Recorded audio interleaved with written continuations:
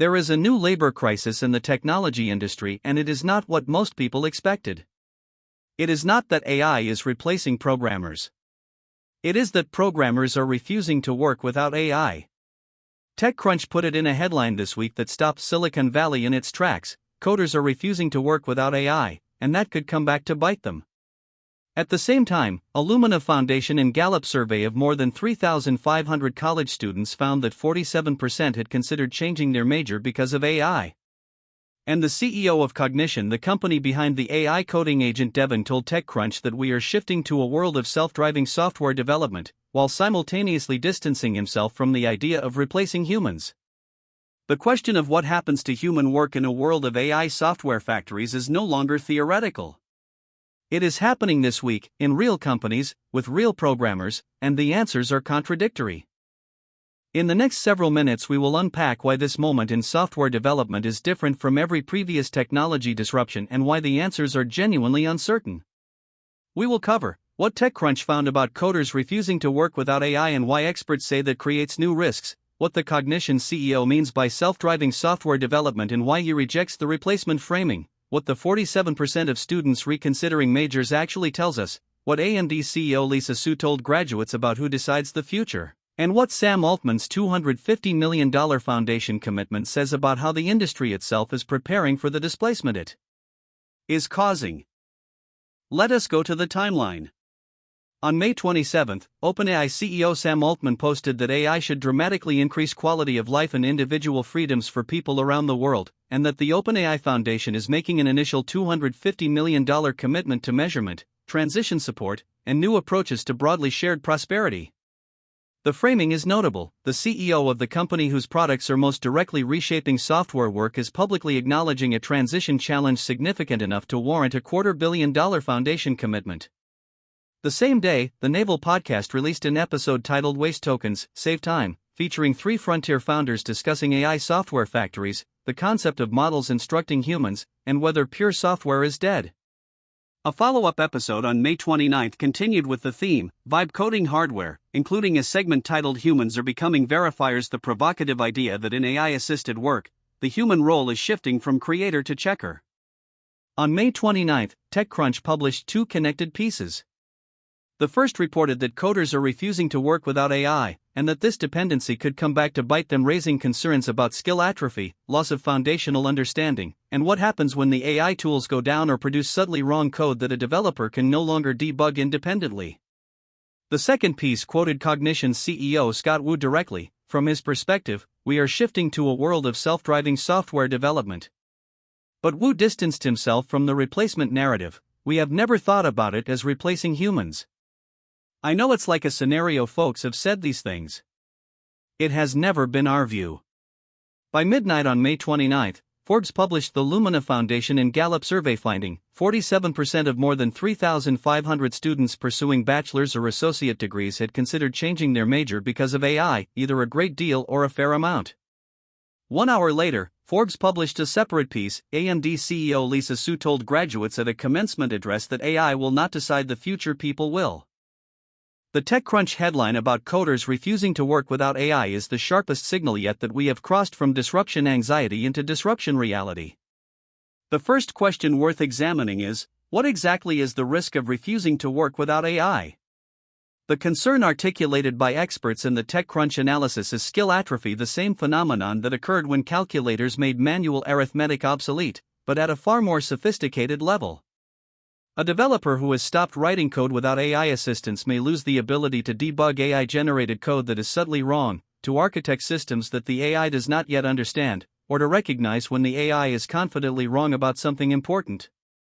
The Naval podcast framing that humans are becoming verifiers is the most precise description of this shift. Verification is a legitimate and valuable skill. But it is a different skill from creation, and the labor market does not yet know how to price the difference. The second question is why 47% of students reconsidering majors matters more than it sounds. Prior technology disruptions, the internet, mobile, cloud computing created more jobs than they destroyed because new categories of software work emerged faster than old ones disappeared. The question for AI is whether that pattern holds when the technology being disrupted is software development itself.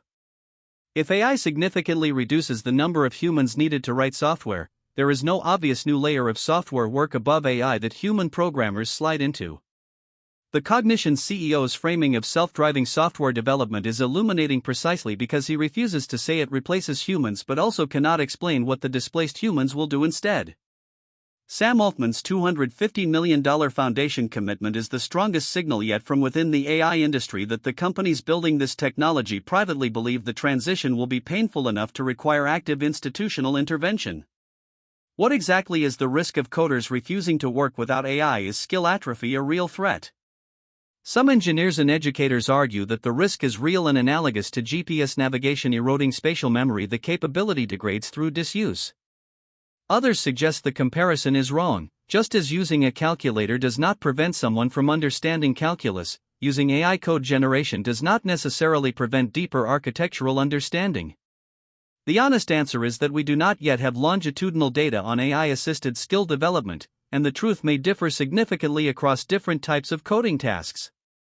Does AI replace programmers or create a new category of human work above the AI layer? This is the most contested empirical question in AI labor economics right now.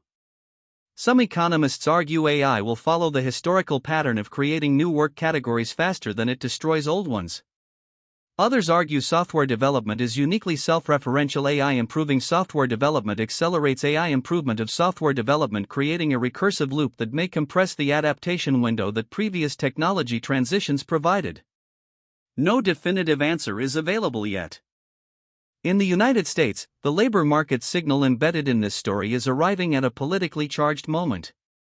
Software engineering has been one of the most reliable paths to middle-class prosperity for Americans without traditional educational credentials over the past 2 decades. The suggestion that this path may narrow even partially is not an abstraction for the millions of workers and students who chose it precisely because coding did not require a prestigious degree. Sam Altman's $250 million foundation commitment is being watched as a test of whether AI companies will take any meaningful responsibility for the transition they are engineering. For universities and higher education institutions, the 47% figure is an enrollment crisis signal. If nearly half of current students are reconsidering their majors because of AI, departments in computer science, software engineering, and adjacent technical fields face structural demand uncertainty that will affect program design, hiring, and long-term institutional planning within years, not decades.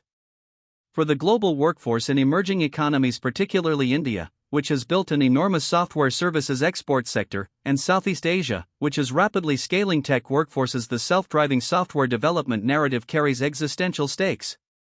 If AI tools reduce the total headcount required to produce the same software output, the outsourcing labor arbitrage model that has driven 2 decades of economic development in these regions faces structural pressure. And for Europe, the combination of the EU AI Act's employment impact provisions and this week's labor signal reinforces calls for mandatory human oversight requirements and transition support frameworks that the US market is approaching through voluntary foundation commitments. Now let us hear the strongest case that the disruption anxiety is overblown.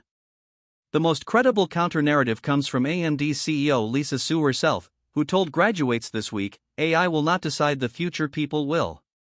That is not empty reassurance from a CEO trying to sell chips.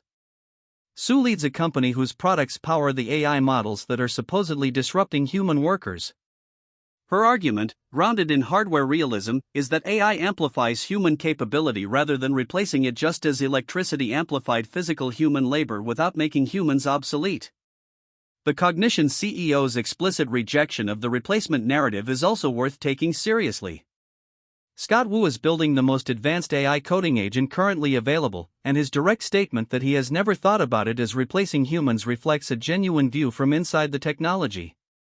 The Naval podcast framing that models are instructing humans, that humans are becoming verifiers, can be read as dystopia or as efficiency. Verification and direction are real and valuable contributions that any knowledge worker provides. And the 47% of students reconsidering majors is a measure of anxiety, not of actual displacement. Students have always reconsidered majors. The question is whether they are reconsidering toward AI-adjacent fields or away from technology altogether, and the survey does not tell us which. Coders refuse to work without AI. Nearly half of students are reconsidering their majors. The CEO building the AI coding agent says it does not replace humans but cannot explain what the displaced ones will do.